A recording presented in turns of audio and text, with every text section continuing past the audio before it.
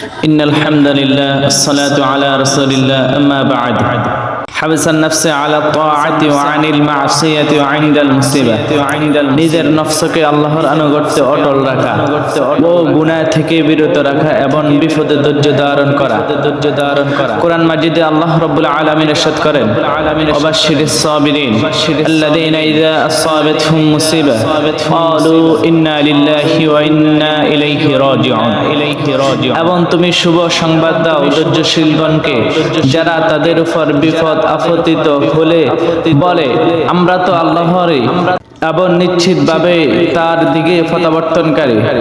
আল্লাহ তাআলা আরো বলেন ইন্নামা ইউওয়াফাস সাবিরুনা আজরাহুম বিগাইরি হিসাব, ধৈর্যশীলদের তো অপরিমিত পুরস্কার দেওয়া হবে। আল্লাহ তাআলা আরো বলেন ওয়ালা নাজজিয়ান্নাল্লাযীনা সাবারু আজরাহুম বিআহসানি মা কানু ইয়ামালুন, যারা ধৈর্য ধারণ করে আমি নিশ্চয় তাদেরকে তারা যা করে তা অপেক্ষায় শ্রেষ্ঠ পুরস্কার দান করব। সুবহানাল্লাহ। আল্লাহ রাসূল সাল্লাল্লাহু আলাইহি সাল্লাম বলেন আস-সাবরু সাওয়াবুল জান্নাহ, ধৈর্যের বিনিময় হলো জান্নাত। আল্লাহ রাসূল সাল্লাল্লাহু আলাইহি সাল্লাম অন্য হাদিসে ইরশাদ করেন ইমানদার ব্যক্তির বিষয়টি খুবই অদ্ভুত।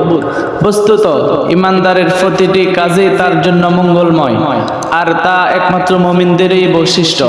তার স্বচ্ছতা অর্জিত হলে সেই শুকর করে, এটা তার জন্য কল্যাণকর, আর তার উপর কোনো বিপদ এলে সেই সবর করে, তাও তার জন্য কল্যাণকর।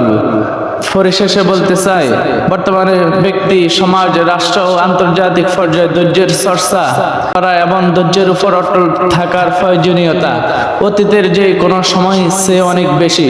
আল্লাহ পাক সকলকে সেই তৌফিক দান করুন, আমিন ইয়া রাব্বাল আলামিন।